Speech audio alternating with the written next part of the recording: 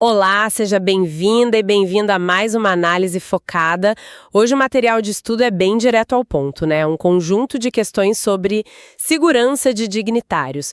E o foco aqui é total no concurso da Lego 2025. Exato. E a missão é bem clara. A gente separou 3 questões específicas, as de número 5, 6 e 7. E elas não são só perguntas, são, na verdade, pequenos estudos de caso. Isso, o objetivo aqui não é só achar o gabarito, mas desmontar a lógica por trás de cada afirmativa. É entender como a banca pensa para chegar preparado na prova. Perfeito. Vamos mergulhar no que realmente separa quem está preparado de quem só, digamos, decorou a matéria. Ok, então vamos começar pela base de tudo, pela estrutura da equipe. A questão 5 da banca CESP, ela joga a seguinte afirmação na mesa. O chefe da segurança é o principal responsável pela segurança da autoridade, portanto, ele terá de ficar sempre à frente da autoridade. E aí é que mora o perigo. Numa primeira leitura, isso soa muito lógico, não é? Se a pessoa é a principal responsável, ela tem que estar ali na linha de frente, no calor do momento. Exatamente, foi o que eu pensei, quase como um sinônimo de responsabilidade. O responsável tem que estar ali, na frente. E essa é a clássica casca de banana que a banca joga, porque a primeira parte da frase está 100% correta.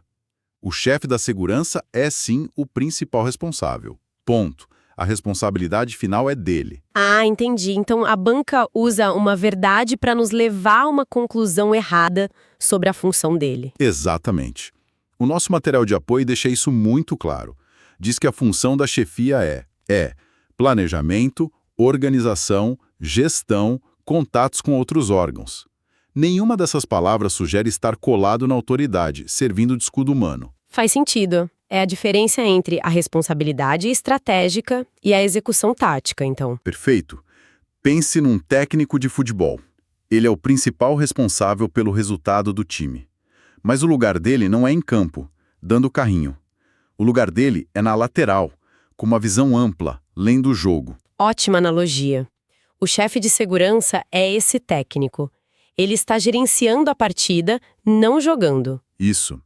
A responsabilidade dele se manifesta no nível estratégico. Se ele descer para o campo para o nível operacional, ele perde a visão do todo. E o que aconteceria na prática? Qual seria o efeito dominó se o técnico decidisse entrar em campo? Seria o caos. Primeiro, ele criaria um ponto cego gigantesco. Ao focar na proteção imediata, ele deixa de monitorar as comunicações, as rotas de fuga, as ameaças no perímetro. E segundo, ele estaria usurpando a função da equipe de operações, que é treinada exatamente para isso. Gera confusão, quebra a cadeia de comando. Entendi. Então a função de estar à frente da autoridade é da equipe de campo, que está seguindo um plano. Um plano que o chefe, que está no centro de comando com acesso a tudo, garantiu que existisse e estivesse funcionando. Ele é o cérebro. Certo. Então, o que a banca CESP quer saber aqui é se o candidato entende que segurança é um sistema organizado, com hierarquia, com papéis definidos. E não um ato de bravura individual.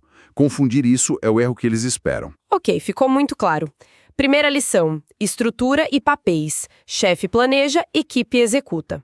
Agora vamos complicar um pouco. A gente já entendeu o quem faz o quê, mas e o como? Como essa equipe pensa diante de uma ameaça real? Isso nos leva direto para a questão 6, também do CESP.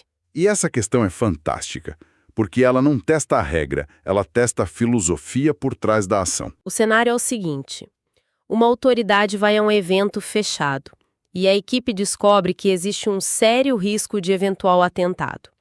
A questão afirma que, nessa situação, o serviço de segurança, antes de qualquer medida, deve impedir a realização do evento. E, de novo, a resposta que parece mais segura, mais prudente. Tem risco, cancela.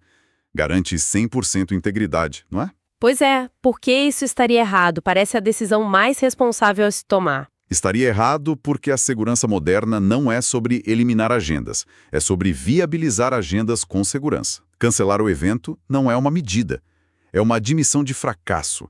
É o último, mas assim, o último recurso mesmo. Ah, então a pegadinha está na expressão antes de qualquer medida. Ela coloca o ato drástico como a primeira opção. Exato.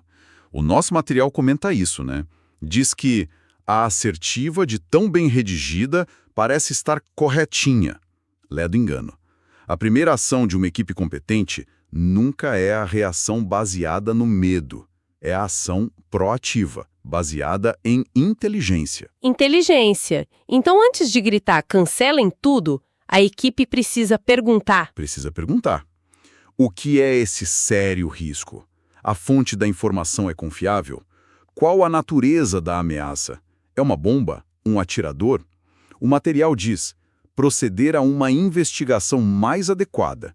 Primeiro você qualifica a ameaça. E depois de qualificar, você desenvolve um plano para neutralizar ou mitigar, reforçar o perímetro, fazer varredura extra, mudar a rota de chegada. Exatamente. O cancelamento só entra em cena se a investigação concluir. A ameaça é real, é iminente e nós não temos como conter. Faz todo sentido. Se a cada risco um evento fosse cancelado, A autoridade não sairia de casa. O comentário no material é perfeito. Diz que determinadas autoridades jamais sairiam nem de casa. a função da segurança é permitir que a autoridade cumpra a sua agenda. Então, para a prova, o que fica é: a banca testa se o pensamento é reativo ou proativo. A resposta reativa é cancelar. A proativa é investigar, analisar e agir com base em dados. A palavra-chave é inteligência. Sempre. Entendido. Já cobrimos a estrutura da equipe e a mentalidade proativa. Isso nos leva para a questão 7 da FCC, que meio que amarra tudo isso. Ela é de múltipla escolha e pergunta sobre a ótica contemporânea da segurança. Basicamente, ela pede para a gente definir a segurança moderna. E ao fazer isso, ela nos dá a chance de revisar tudo, olhando não só a resposta certa, mas principalmente os erros conceituais das erradas. É um ótimo exercício. Vamos lá. Alternativa correta A diz que o gestor e os profissionais devem atentar para as atitudes, técnicas e táticas corretas, bem como para o uso em alta escala das mais variadas tecnologias disponíveis. E por que ela é a correta? Porque ela é a mais completa, a mais integrada. É uma abordagem holística. Note as palavras: atitudes, que é o fator humano, o mindset, técnicas e táticas, que são os processos, e tecnologia, que são as ferramentas. Pessoas, processos e tecnologia. É a definição da segurança moderna. Certo. Agora, o mais interessante é ver as armadilhas nas outras. A letra B sugere focar somente para as ações ocorridas no passado. Isso soa como dirigir um carro olhando só pelo retrovisor. É a analogia perfeita. Olhar o passado é crucial para a inteligência, para entender padrões. Mas a segurança vive no presente e se prepara para o futuro. O erro, claro, está na palavra somente. Limita demais. Ok. Vamos para C. Buscar somente aptidões em defesa pessoal, incluindo artes marciais e tiro. Essa é a falácia do agente solitário, do super-herói, não é? Exato. A falácia do Rambo. Habilidades de combate são importantes, claro, são uma ferramenta. Mas de que adianta o melhor atirador do mundo se a comunicação falha, se o planejamento é ruim, se a rota de fuga não foi verificada? A força está no sistema, não no indivíduo isolado. Certo. Agora a D é quase uma piada depois do que a gente discutiu na questão 6. Ela afirma que inteligência e segurança são métodos distintos, que não se confundem e nem se completam. É o teste de consistência, ela nega tudo que falamos. Inteligência e segurança não só se completam, elas são simbióticas. São dois lados da mesma moeda, uma não existe sem a outra. E por fim, a alternativa E, que é a mais sutil, eu acho, diz que os paradigmas da organização podem ser desrespeitados em situações de manejo de emergência. A primeira impressão é que faz sentido. Numa emergência, o caos se instala, regras são quebradas. E essa é outra armadilha mental. Uma emergência não é um convite para o caos. É um gatilho para um conjunto diferente de regras. São os planos de contingência, os procedimentos de emergência. Eles são o paradigma para aquela situação. Você não improvisa sobre fogo. Você executa o que foi treinado à exaustão. O nosso material é categórico nisso. Não há exceções. Entendi. Então, o que fica para prova é que a resposta certa sobre segurança contemporânea será sempre a mais completa, a mais integrada, aquela que equilibra o fator humano, a tecnologia e que se baseia em processos sólidos, inteligência e planejamento. Exatamente isso. A banca quer o candidato que pensa em segurança como um sistema inteligente. Então, recapitulando essa nossa análise.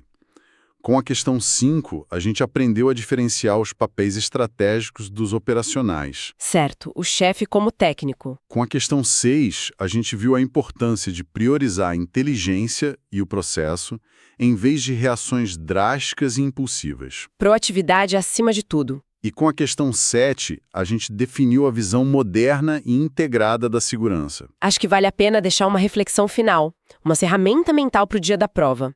Com certeza. O que o candidato deve ter em mente na hora H. As bancas não testam só conhecimento decorado. Elas testam a capacidade de raciocínio baseado na doutrina. Então, ao encontrar uma questão de cenário na prova, a pergunta a se fazer não é só qual é a ação física a ser tomada. E qual seria a pergunta correta, então? A pergunta correta é: qual é a resposta mais proativa, mais planejada e proceduralmente correta? É preciso pensar em termos de inteligência, planejamento e estrutura organizacional. É isso que diferencia uma resposta correta de uma resposta só intuitiva. Esse é o caminho para se destacar.